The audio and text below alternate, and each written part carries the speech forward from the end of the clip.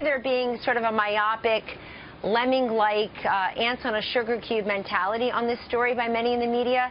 There's just this culture of sameness. Everybody sounds the same. Do you realize that the President of the United States sat with the President of Russia less than a week ago for 2 hours and 15 minutes, and yet we're talking about this and not that? Do you realize that you've got people in the media now, between their lower third chyrons and what comes out of their mouth, they talk more about Russia than America?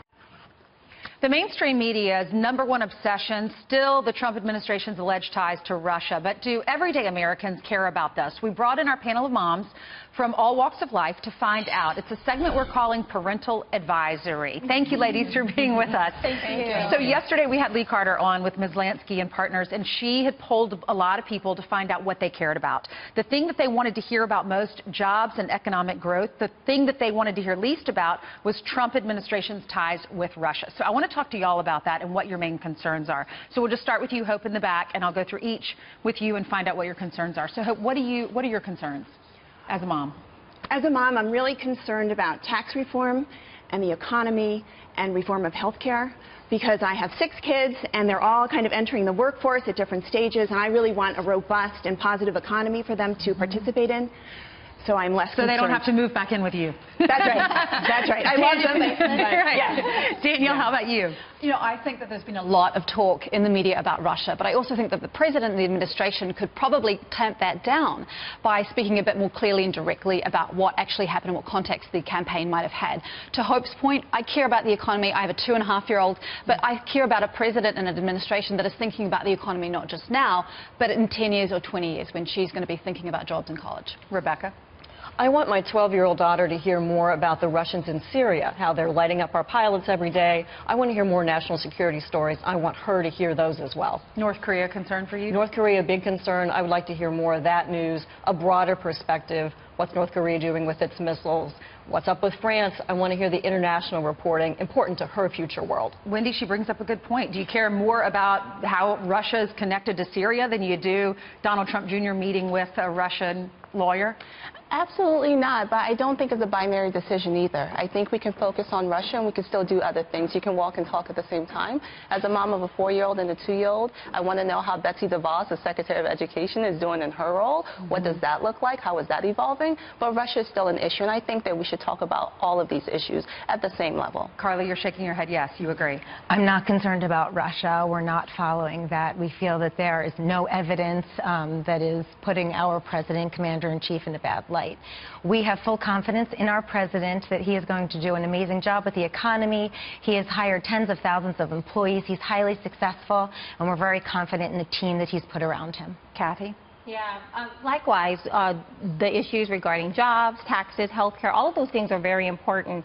And one thing that has not been mentioned yet, I'm also concerned about the rampant amount of lawlessness that we're seeing on the streets, as well as throughout the ranks of our government. When I have to think twice about wearing a Donald Trump T-shirt because I don't know what kind of liberal lunatic is going to meet me at the grocery store, I think that is a very important concern of ours today. Angel? Yes, I agree with that also.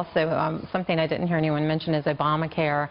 I'm ready for that to be repealed and replaced. For my family, our premiums have gone through the roof, and that's what I hear a lot of moms talking about for our kids. What would you like to see? What's most important when it comes to health care for you? I think affordable health care across the board, and you know, take their time. We don't have to do a quick fix. I would like to see something this year, but you know, we don't have to rush it. Get it right, do it right this time. Are you talking about the meeting that Donald Trump Jr. had with the Russian lawyer in your houses? Kathy, you say no? No, I mean, the media's breathless coverage of Donald Trump Jr.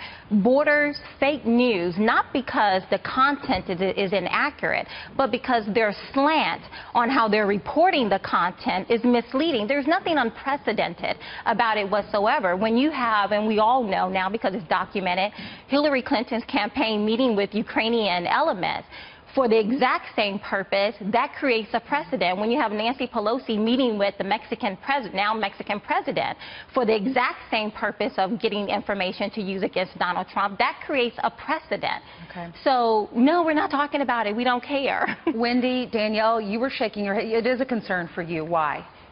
We'll start because, you know, first it was about adoption with people that Donald Trump Jr. didn't know.